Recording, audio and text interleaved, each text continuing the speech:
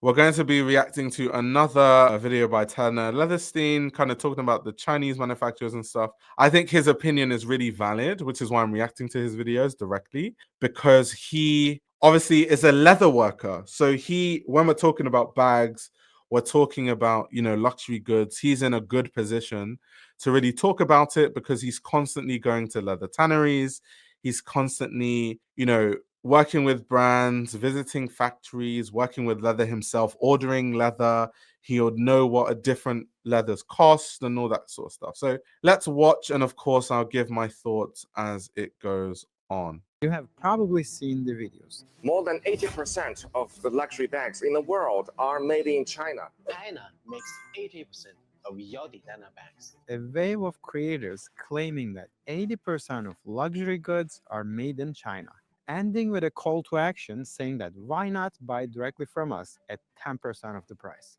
Let's not be poisoned and misled by the market any longer and be a real person. Isn't that ironic that he's spreading misinformation and he's saying, let's not be misled? That's crazy. Buy a bag from us, from our factory in China. See the real world for yourself. Sounds too good to be true, right? That's because it is. They're offering 13% cash back on any purchases from American citizens. And not only that, they're going to give you 280 hours of visa-free entry into China to go shopping. Convenient, right? Here is where things get weird. In my field, luxury leather goods, this story doesn't add up. Let's break it down. None of the brands these creators mention, Louis Vuitton, Prada, Chanel, especially Hermes, need to go to China for production. And here is why. Labels like Made in France and Made in Italy comes with strict restrictions. And I don't know how long it'll take people to understand that there's literally laws to make sure that you can't just like attach a label and say made in France. Not to say that no one does it, but it's very illegal. And if, people found out about it, these brands would be paying insane fines. Some people would get arrested. It's not like people genuinely think that in China, they make the whole bag and then they ship it. Also, you guys need to remember that there's something called customs, right? And when things go through customs, they get checked. And if you're sending loads of bags so that they can be assembled in France, those massive boxes are obviously going to be checked. It's customs are the reasons why a lot of fakes don't even make it past the border because they get seized and destroyed. So to think that these brands could genuinely have products of origin coming from China and they can actually just change the label and that's legal is insane. It's just wild. brands at that level don't risk compromising that. It's just not worth it. Yes, there have been some shady attempts in the past. Some subcontractors tried replicating the Chinese working conditions inside Italy, keeping workers in inhumane conditions just to meet the Made in Italy restrictions. They got caught, evidence surfaced.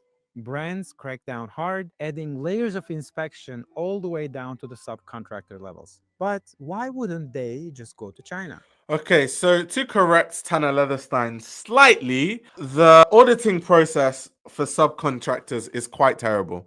As we've covered on this channel, it's flawed. The system is flawed. Of course, in general, how these things work is you have to notify the factories that you're going to do an inspection before the inspection happens. So they know the dates that you're coming. That's kind of the industry standards, how it works. But if you're a factory, if I know when an audit is going to happen, I'm just going to make sure that everything is above board on the date of the audit, which is why sometimes it's so hard for them to actually find wrongdoing at these manufacturers, because when the auditors come to these factories, people, the factories are spaced out legally.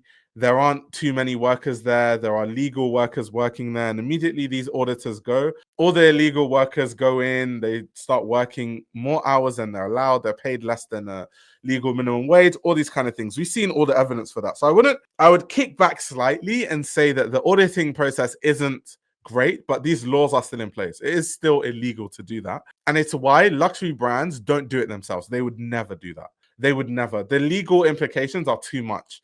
So Louis Vuitton, for example, has a lot of their factories in France, like quite a lot.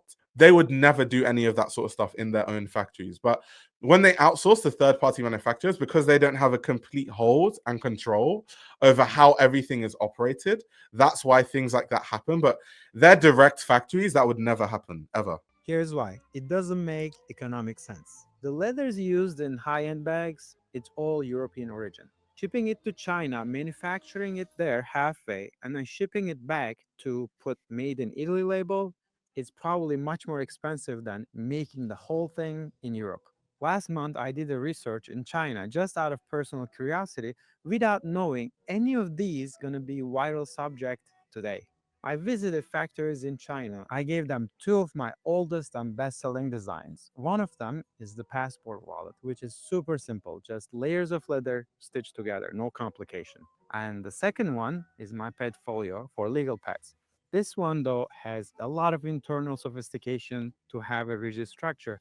There's cardboard, sponges, and fabrics, and a suede lining. So this one is much more complex to make than it looks from outside. And I know China is good at that. And here are the quotes I got from them. For my passport wallet, they gave me 1260, and for my portfolio cover, that's 3390.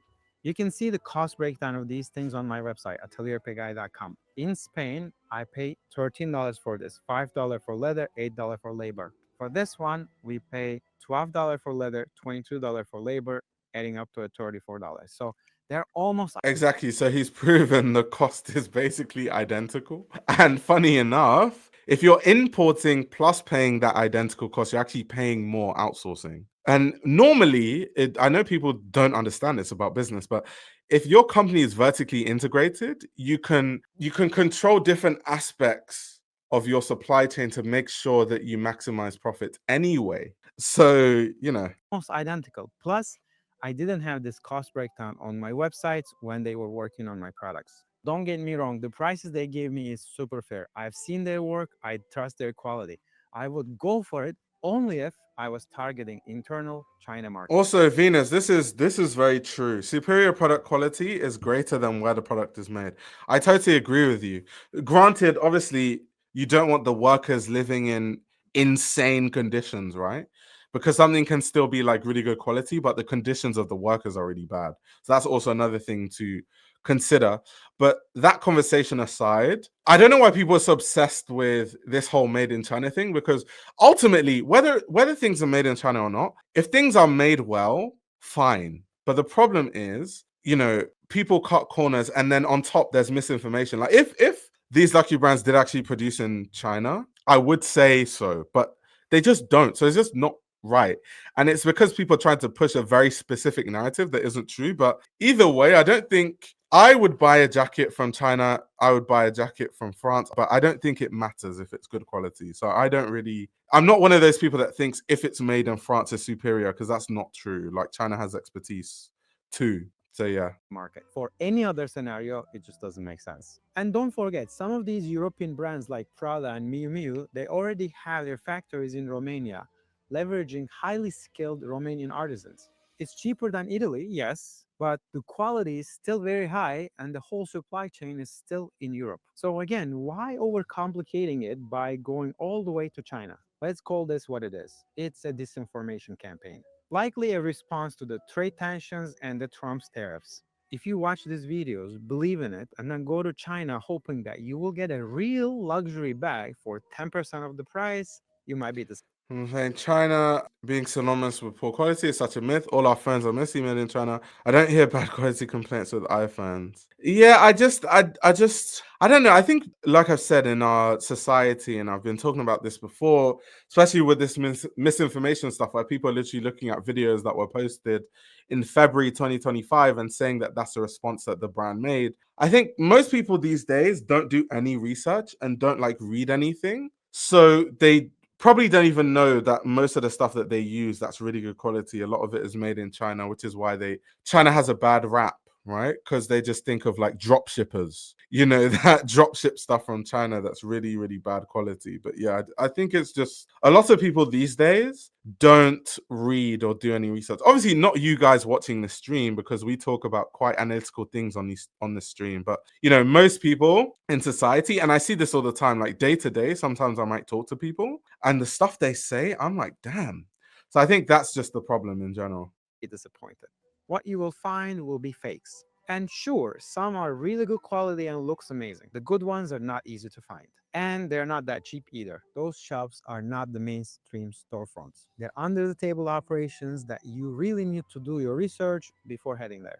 My advice, if you go to China visa free, go for the experience. The culture, the people, the perspective shift. That's the real value. Just don't expect to walk away with a real Hermes that normally costs $40,000 for 500. That part, that's a big lie. That's my 2 cents on the subject. But more importantly, let me know what do you think in the comments below. And as always, until next time, stay leather-tained. So yeah, I'm curious to see how long I'm going to, and other content creators that have been pushing back strongly against it. I know Super Jacob has had some really good coverage of this whole like China situation. I wonder how long it's going to take before all those channels that, you know, got millions of views for just saying what people wanted to hear, before they backtrack, or will they not backtrack?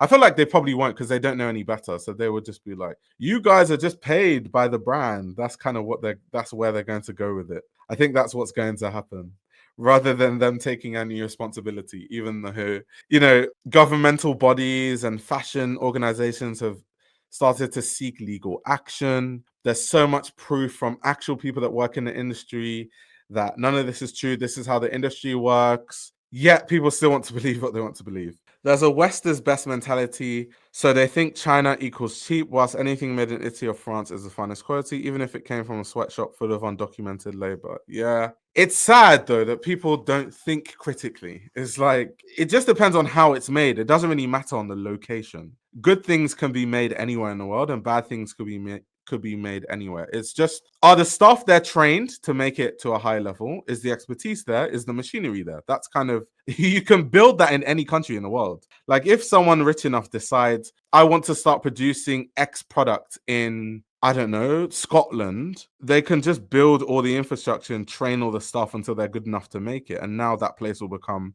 a hub for that specific product. Like this is not a difficult concept to understand, right? But again, like we continue to say, there are great manufacturers in China that are extremely accommodating to smaller order quantities, but people hate researching said stuff. Yeah, for sure. People love drama TV, and this isn't any different. Yeah, that's true. That is very true. I have noticed on YouTube, not even just on YouTube, forget YouTube, social media in general, for you to get views, you have to cause some level of like controversy. So a lot of things that get popular are when there's controversy, or you know, something bad happens to someone and people are covering it, or like news or those kind of things. If you're just being analytical about things, no one cares. And that's why I feel like the average person, their comprehension is really low, because the kind of information that they consume, all of it is sensationalized. Nothing that they watch is, you know, well considered, long form, analytical, showing you both perspectives, showing you both sides,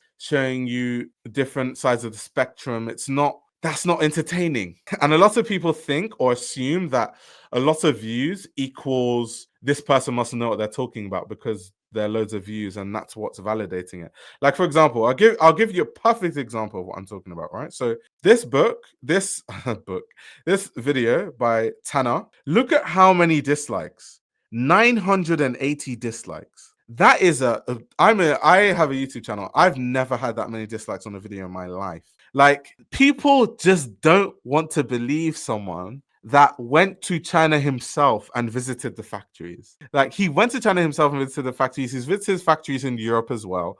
And he's a leather craftsman, and they still refuse to believe him. They would rather believe someone that doesn't know what they're talking about, but has 2 million views on YouTube. It's insane. It's absolutely insane. Yeah, this clickbait cancel culture phenomena, old news for most of who know. Yeah, for sure. For sure. Speed is also key. That is very true. Speed is key. Some of the worst manufacturers I've dealt with were in the States and wanted to charge out the ass when they couldn't even produce the product quicker than any foreign manufacturer. I think that's the case all over the place, because in the UK, for example, we have hubs that are really good for production. So I always think of Scotland, because some of the best tweed comes from Scotland. Scotland is very famous for like wool production, for example. But then in other parts of Scotland, there are factories that the quality of stuff isn't great. In that same country, you can find some of the best stuff you've ever seen and then some of the worst stuff. It's really, really weird. It's really strange. So that's the thing. Most places are like that. The US, I'm sure, is like that. Some manufacturers will charge you crazy amounts and the products will be subpar, and other places will do a lot better. Someone is saying Leicester. Yeah, Leicester is a really big hub for manufacturing. Of course, there was the less controversy around Boohoo, I think it was, not too long ago. That was a whole disaster. But yeah, Leicester is a big hub for clothing manufacturing. Also, in the north of England, there's still quite a lot of manufacturing hubs and a few factories in the north of England as far as clothing production is concerned. So yeah, I live in the UK, right? I've seen manufacturers in the UK have terrible quality, and I've seen ones that do really, really good quality, high quality manufacturing. It just depends. It's not just the loss of manufacturing capacity that closed down, but also a lot of artisans retiring or passing away, so made local. Yeah, true. That's true. A lot of factories I dealt with in the US are so unprofessional too. They'll drop you out. To be fair, I think that happens in most places. What a lot of factories do is they have clients that are bigger. Maybe they're working with a luxury brand or like a big streetwear brand that brings in hundreds of thousands of dollars in, work every couple of months. So all their attention goes to their main clients.